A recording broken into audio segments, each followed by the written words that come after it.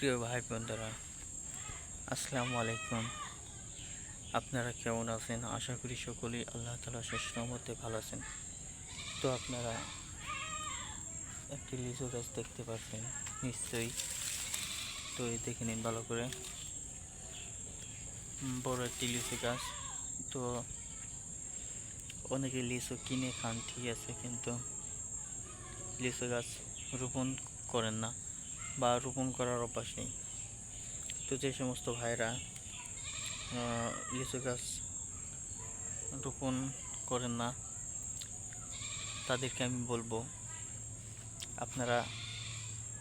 আমরা সকলেই জানি লিচুর দাম কেমন, বা লিচু কিনে খেতে 15 কত টাকা খরচ হয়ে থাকে। তো লিচু একটি দামি ফল, সবাই কিন্তু লিচু ফল খেতে পারে না, খাওয়ার যোগ্যতা নেই।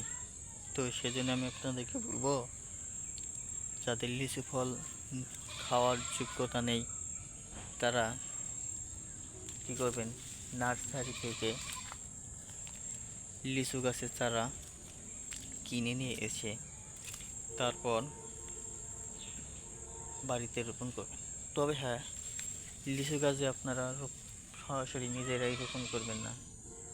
লিচু গাছ রোপণ করার জন্য আপনাদের পরামর্শ নিতে হবে, কোন মাটিতে লিচু গাছের চারা ভালো হবে বা রোপণ করা যায়, সেই সব পরামর্শ আপনারা নার্সারিওয়ালাদের কাছ থেকে জিজ্ঞেস করে নেবেন। তারপর আপনারা লিচু গাছ রোপণ করবেন। ধন্যবাদ আপনাদেরকে।